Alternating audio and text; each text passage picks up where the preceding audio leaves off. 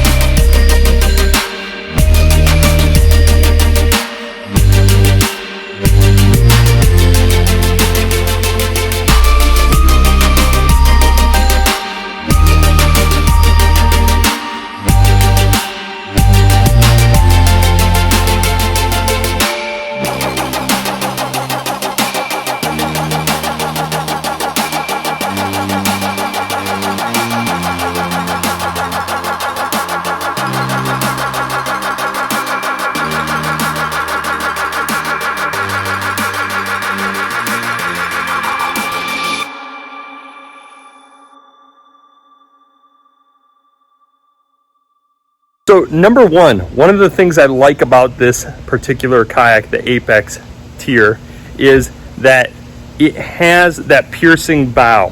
That piercing bow is one of the best bow designs for a kayak, period.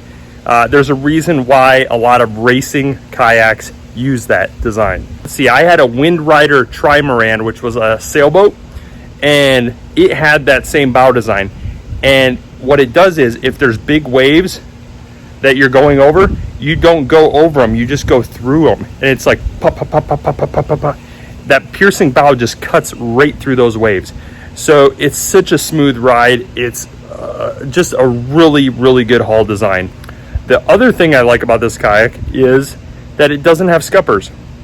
Now, typically, I have really liked scuppers, but I am in agreement highly with Eric Jackson when he says scuppers create drag.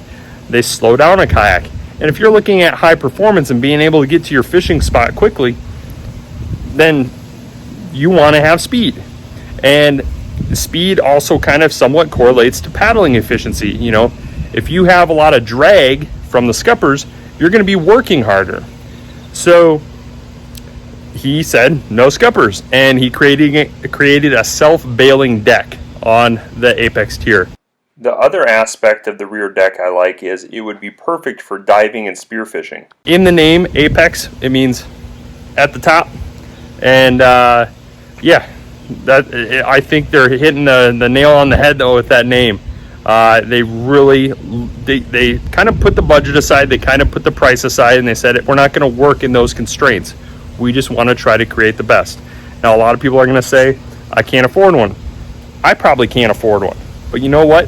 There's going to be that person out there that is going to say, I want to have the best because I live and breathe this sport.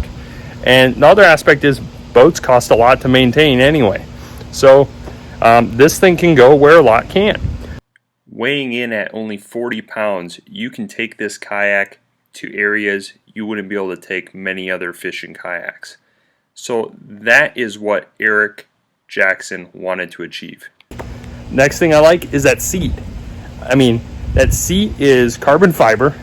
It's simplistic in design, and it just, I wouldn't have to worry about the fabric wearing out or anything. It's a durable design. This kayak is built tough. You know, granted, if you're using it hard, you're gonna get scrapes and so, but this kayak is built tough.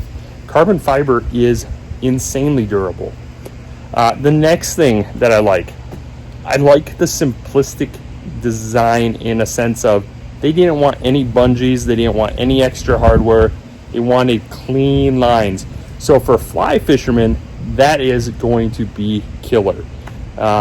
So, you know, having the magnets embedded into the decking so that you can just stick your lures on there and everything. I mean, your pliers can stick there.